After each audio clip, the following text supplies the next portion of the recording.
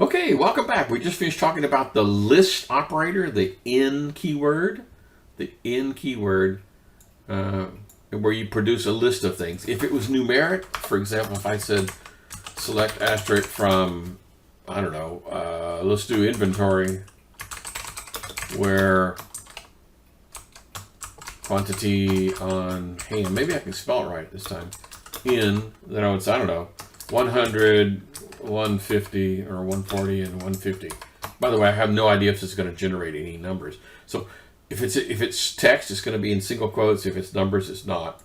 And unfortunately, you have to kind of sort of know. Let's see if there are any. Hey, there are a few. Cool. Okay. So moving on, on page 83, there's a way you can do a range of values. So let's say I want anything between 100 and 200. Okay. So instead of using that, I'm going to say between 100 and 200. Between. So yet another new keyword. So between 100 and 200. Now, this is not any different. Again, this is a shortcut. You could have typed where quantity on hand is greater than or equal to 100 and less than or equal to 200. By the way I said it, let me ask you, can you tell if it's inclusive? In other words, is this going to be 101 and 199, or is it going to include the outside boundaries? So it is inclusive. I mean, it's fairly obvious here because you got 100s and 200s in the list, right? Okay, so anything in that range of values. Okay, and by the way, this and here is not a logical operator. I know it's the exact same word as a logical operator, but it's not. It's they just use the same thing twice. Okay, so the and keyword could be a logical operator, or the and keyword could be part of the between. Okay. All right, the next thing we're going to learn is pattern matching, because when you're matching text, sometimes you don't really want to know absolutely exactly. You want it to be close. So I'm going to go in here, for example, let's do a okay. Let me just get rid of this so I can actually get to see something here. Okay, so I want to have something about dive. I don't care what it is. Dive mask. It could be small or clear or whatever. All I want is dive. Okay, so I want to contain the word dive. So where I go in here and I say, what is it? SKU description? Doggone it, I can't remember now. Yes, it is.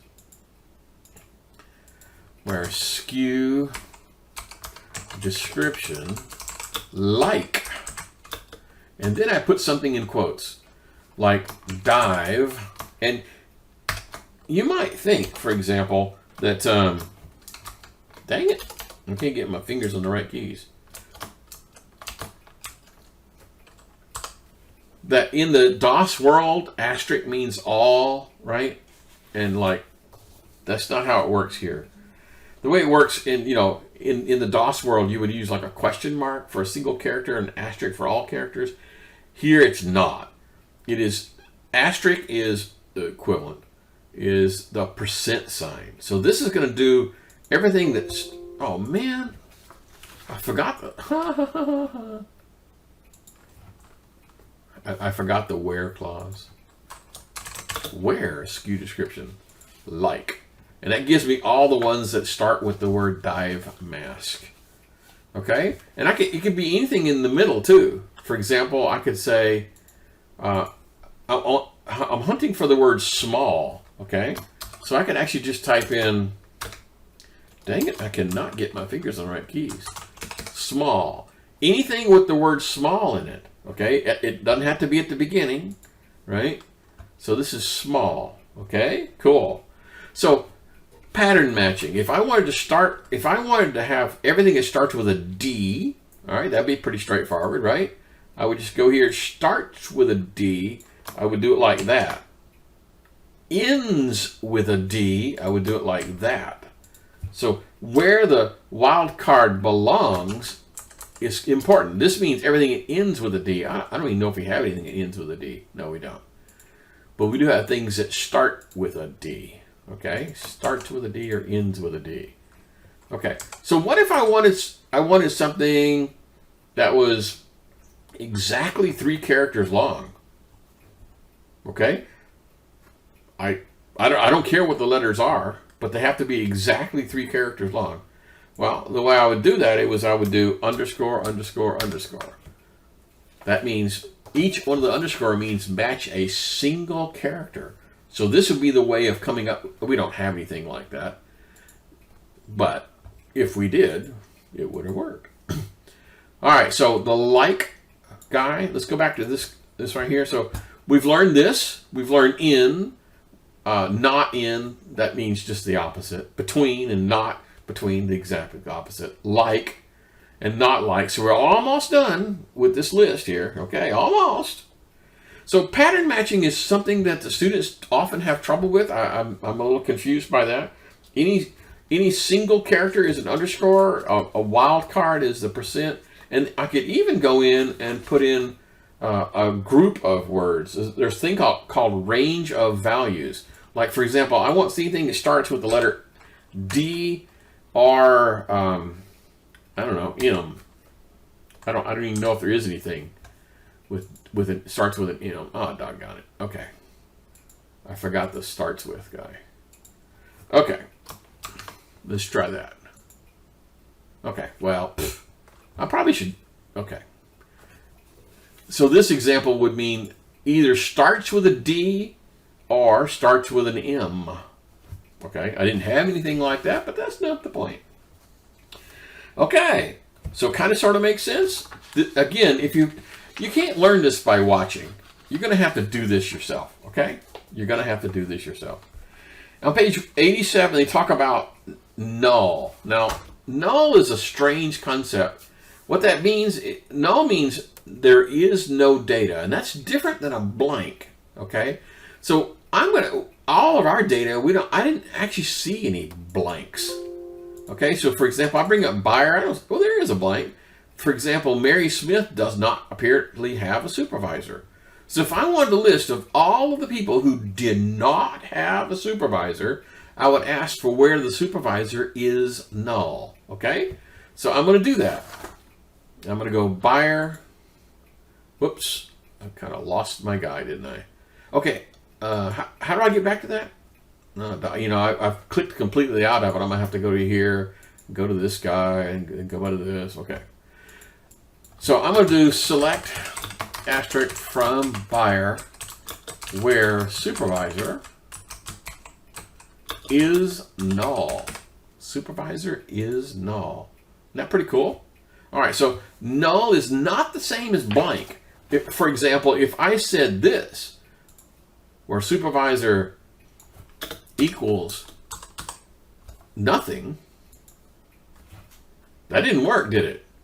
So a null is not a blank, okay? Blank is something completely different. Okay, so you've kind of sort of learned a lot now. You've got this entire list now we're down to everything here, okay? We're actually probably not going to use the not operator much, but it exists. And all it does is just turn it backwards. Whatever it is you're doing, it just makes it backwards, right? So like not in, not between, not like, not null. And I do like, instead of having not is null, they at least have it in English where it says is not null. Okay. So on page 88, they start talking about how to group things together. What's called aggregate things. I'm aggregating. I want to find the sum or the average or something like that. Okay? So these things are kind of strange because there's some rules that have to apply, and the rules are not immediately apparent when you first start, okay? So I'm going to go here, and I'm going to just ask for a single thing. For example, I'm going to do select, hey, do I have to spell out the entire word average like that? Or is it AVG as a substitute? I don't know. So I'm going to do sum. How about quantity on hand? From inventory. Now, how many lines of output am I going to get? Well, I'm only going to get one line of output. It's going to do the math. And it's 6,573. Okay. So, see how this aggregate thing may take data from lots and lots of columns but it only produces one number at the end. Okay, cool. Now the rules are a little weird. Remember, how many rows am I expecting output on? 1. Okay, got it? Good. Let's go back to here. So I'm going to go right here and tell you, SKU description. Dang it.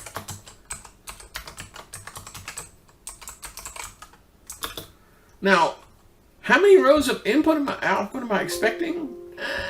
I kind of confused it, didn't I? Because SKU description, there's what, 40 of them.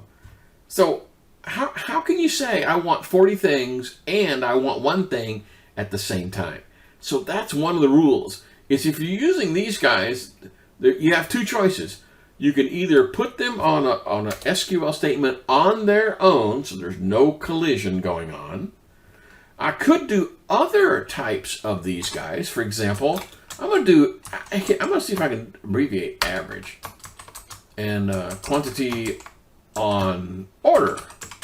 Okay, does the word average work for me? Yeah, how about that?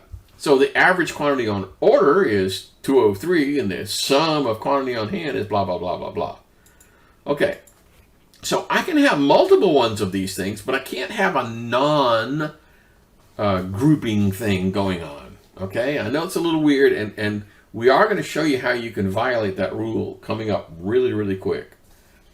Okay, now first of all, I don't like the way this thing came out because it came up expression 1000 and expression 1001. Well, that sucks. That doesn't mean anything. If I gave this, printed this, reported out, and gave it to somebody, they come back and say, what does that mean? So we're going to learn yet another keyword. We're going to learn the as keyword, as. And I'm going to say sum of QOH. How's that? And over here, I'm going to say as AVG of QOO. Oh, all right. Now, this is not considered text. These names are not considered text because they're column names, kind of, sort of. So you don't necessarily put them in quotes. So now I have sum of quantity on hand and average of quantity on order. Maybe I should have come up with something better. The problem here is with quotes is if I'm going to do it like this, you know, put spaces in between like that, make it look pretty. It's going to say, so then you're going to have to dang it.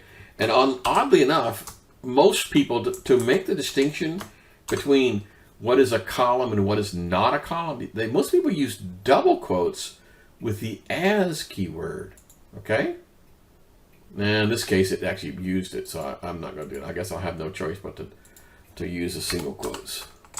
But anyway, I try not to have quotes in there because I don't have to. There is another technique, okay, of doing this, but I'm not going to bother with. See how it actually put that in there? In the SQL world, I hesitate to even show you, okay? I'm going to put this in square brackets. And that's the way to make it look, to take something that has spaces in it and make it pretend like it's one thing. Quotes works in some SQL scenarios, but not in Microsoft Access. It does in SQL Server, so that's why I showed it to you that way. So the as keyword, what's the purpose for the as keyword? Is to make the output look prettier. It doesn't have any other purpose. It doesn't help the SQL engine or the database at all. It's just for us poor humans, okay? I want it to look prettier. Okay, that's it. All right. So what are the rules for using these aggregates? Well, one of the rules is you can't mix an ordinary column with a column that has an aggregate like a sum or a count or an average. Okay? And then the aggregates don't fit in a where clause yet. There is a coming up soon. We'll allow you to tweak that rule. But right now, I can't have extra columns and I can't have a where this is greater than average something. That doesn't work. Okay, we're coming up on the 15-minute mark. You guys know how this works.